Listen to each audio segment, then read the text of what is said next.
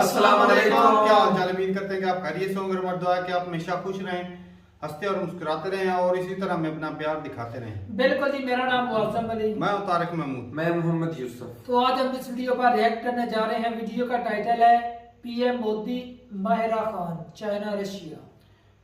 तो ये जी टीम गई हुई है इंडिया की किसी दूसरे कंट्री में। वीडियो देखते हैं और अपना रिव्यू एंड पर देंगे। कॉर्नर करते हैं 3, 2, 1 video start. Mahira Khan from Chhattisgarh.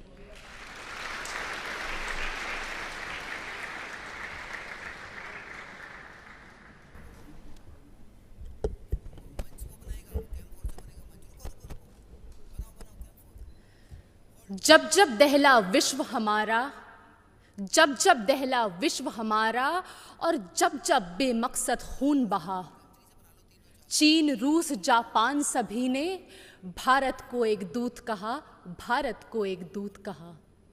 My warm greetings to dignitaries. I am Mahir Khan from Chhattisgarh and I am here to speak on the topic of peace building and reconciliation, ushering in the era of no war. Taking pride in India's history is one of the parch prans given by the Prime Minister in the age of Amrit Kal.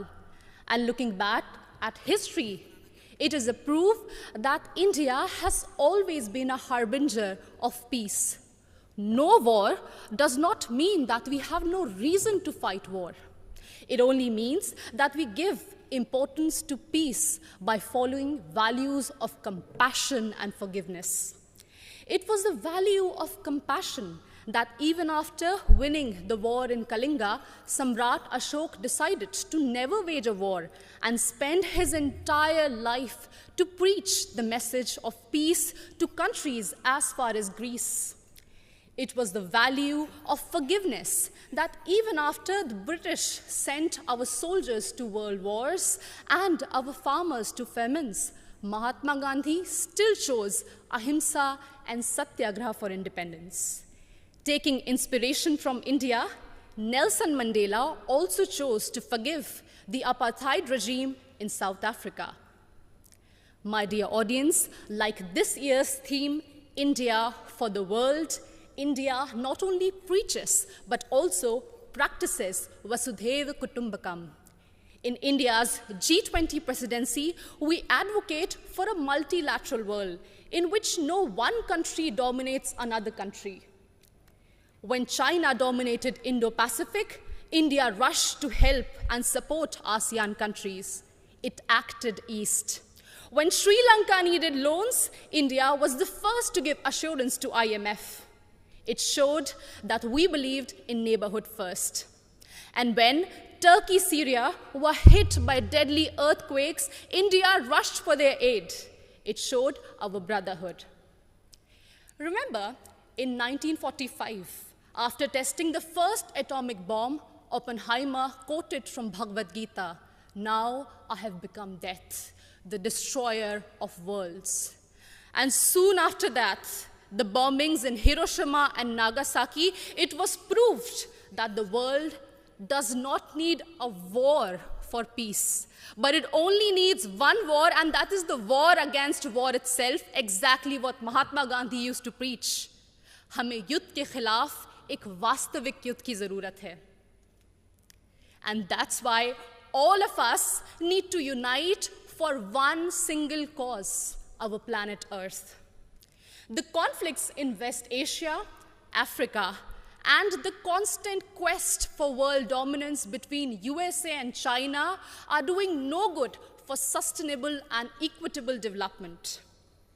And this is worse even in the post-COVID era, something which we cannot afford. And in this circumstance, the world looks at India to find peaceful negotiation and conciliation in the midst of Russian-Ukraine war.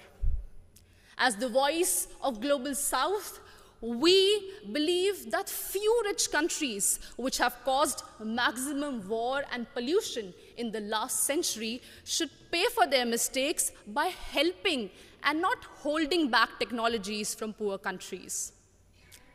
I understand that we might be divided by borders, but we believe that our culture, sports, and ideas could unite us. And in this condition, the world looks at International Solar Alliance for an equitable solution to green energy transition. Our jawar, bajra, and ragi are being celebrated as superfoods in the world today. And the world looks at Ayush for a healthy lifestyle. My dear audience, when one youth from Naxal-affected area of Abujmar in Chhattisgarh can strive and participate in international football, it inspires so many of us to strive for a home that is free of conflict and full of opportunities and growth. In us, in each of us, lies immense ability to solve any internal or external conflicts through peace, passion, and compassion. बढ़े चलो यही निदाए वक्त है, ये कायनात, ये ज़मी, ये कहकशा का रास्ता, इसी पे गामज़न रहो, अमन की राह पर चलो. Thank you so much.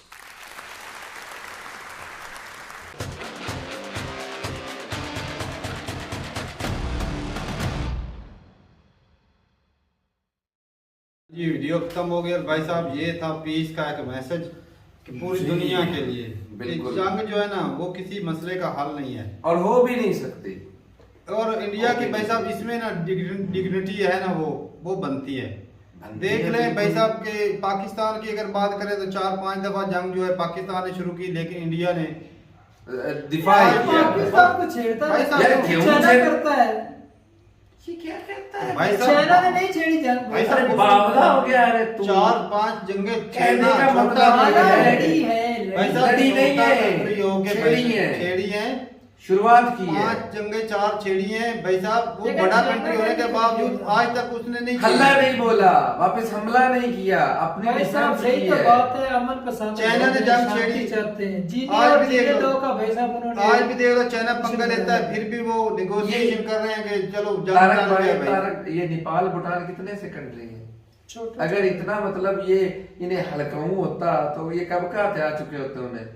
इनकी बगल में ही है ना, बांग्लादेश को भी तो हथियार सकते थे. सही बात है, वो उस वक्त था भी साथ में. हाँ जी. लेकिन एक और बात, जापान और नेपाल वो है भी तो साथ, चाइना के भी मिल रहे हैं ना. यार मिल रहे हैं मतलब इनके लिए तो आसानी है ना. वही बात है ना, चाइना को हथियार भी नहीं देते. हाँ मतलब कि उनकी प्रोटेक्शन भी इनके जिम्मे ही है, वो भी बचे हुए इनकी वजह से. तो भाई साहब ये जो इंडिया की छवि बनी हुई है ना कि दुनिया में अपना एक पॉजिटिव इमेज बनाया है. बहुत बढ़िया. कोविड के टाइम पे भी भाई देख ले 100 से ज्यादा जो लोगों को दूसरी कंट्रियों को वैक्सीन प्रोवाइड की. हालांकि खुद भी जब हालात बिगड़े थे इंडिया में, ऑक्सीजन की कमी हुई थी, लेकिन फिर भी कंट्रोल हो गया था. बिल्कुल.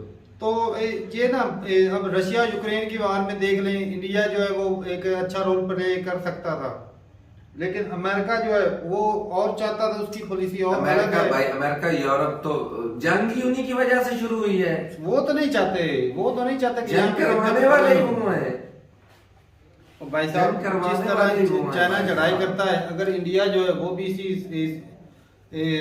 तो तरीके को अपना ले तो फिर लोग खराब होगा. मासूम लोग कितने. पाकिस्तान जिस तरह करता है, आए दिन आतंकवाद अगर फैलाता है पाकिस्तान की तरफ, अगर वो जंग शुरू कर दे फिर भाई साहब इंडिया का जो मिशन है वो है भूख और गरीबी से लड़ना, अपनी इकोनॉमी को स्ट्रॉन्ग करना, पूरी दुनिया के लिए काम करना. ऐसी बात. उनके छोटे छोटे बच्चों को सुनता है भाई साहब, वो कहते हैं इंसानियत की भलाई. सही बात है यार. अर्थ कहते वो तुर्की के अंदर है, हालांकि वो किस तरह के स्टेटमेंट इंडिया के खिलाफ देता है कश्मीर को लेकर. हाँ. फिर भी भाई साहब सबसे ज्यादा हेल्प इंडिया ने की है भाई. और पूरी दुनिया भाई साहब इंडिया की कर रही है. श्रीलंका को एड दिया. सही बात है. देख ले वो हेल्प कर, अभी तो वो एड देता दूसरे छोटे कंट्री के नेपाल को देता है. एक ऐसा वक्त भी था जब इंडिया एड लेता था. हाँ बिल्कुल. अब उसको छोड़कर भाई साहब वो दे रहा है. 2017 से 16 से ये एड जो है लेना बंद कर दिया और उल्टा देना शुरू कर दिया. सही बात है. पहले एड लेता था दूसरे कंट्रियों से. तो काश जिस तरह अमेरिका, यूरोप वगैरह इस एशिया के जो गरीब कंट्रीज को दबाता है, अगर ये 3 पावरें मिल जाए ना, रूस, चाइना और इंडिया, साले मिलने तो भाई साहब इनका बेड़े इनकी नैया पार. इसमें सिर्फ चाइना बदमाशी करता है, बाकी तो दूसरे तो साथ में ही हैं. सिर्फ चाइना खराबी करता है. और बाकी ये भी है भाई दूसरे जो कंट्री है, जो यूरोप के हिसाब से जो डेवलप कंट्री है, वो गरीब कंट्रियों को दबाते हैं. सही बात। ऐसे ही दबाते हैं कि वो खुद वो वही चीजें इस्तेमाल करके वो स्ट्रॉन्ग बन गए। अब अगर एशिया में जितना वही खुद से चीजें फायदा होता है उस हिसाब से उनकी मदद भी करते हैं। हाँ, एशिया अब जब करना चाहता है तो कहते हैं भाई आलूदगी हो रही है, माहौल खराब हो रहा है। अमेरिका खुद देख ले कि सबसे ज्यादा टेस्ट तो ऑलरेडी अमेरिका ने किए न्यूक्लियर वेपन के किए भाई, अब वो और उसके आज भी असरात हैं। और जापान के हिरोशिमा अंदर नागासाकी में किया। आज भी वही, आज भी उसके असरात हैं। तो भाई साहब बड़ा ही प्यारा मैसेज था कि जियो और जीने दो जी। ये रास्ता जो है ना, ये तरक्की करने का रास्ता है, बजाय जो है जंग लड़ने का। ये वो एज नहीं है जी। आज देख लें यूथ अगर इसी तरह उठते रहे, ये मेरे ख्याल में अभी एक बहरीन में भी हुआ है, एक मीटिंग उधर चल रही है। वहां पे ऐसा है कि ये भी शायद बहरीन में ही हो रहा हो ये मीटिंग जो है। अच्छा। तो वो मीटिंग चल रही है कि भाई साहब लेडीज को और यूथ को पार्लियामेंट में जगह दो। बहुत बढ़िया, होना भी चाहिए। तो देख लें कि आज पार्लियामेंट सोच आ गई ना। में लेडीज की भी तादाद इतनी नहीं है, ना इंडिया में ना पाकिस्तान में, और यूथ भी नहीं है, सारे पुराने हैं।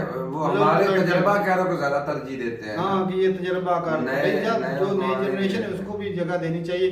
अब ये जवान लड़की थी हमारी एज की, हमसे भी मैं कहता हूँ छोटी हो, और उनकी सोच देखिए, क्या स्पीच दी भाई साहब, दिल जीत लिया।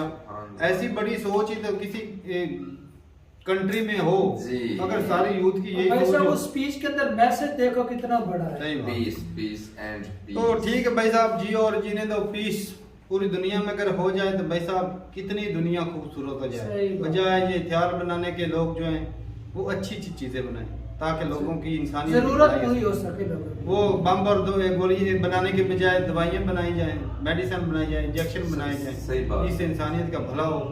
तो ठीक है भाई, अच्छा लगा देख के। आपको ये कैसी लगी वीडियो जरूर बताइएगा कमेंट सेक्शन में। मिलते रहेंगे वीडियो के साथ, तब तक के लिए इजाजत दें। अल्लाह हाफिज़।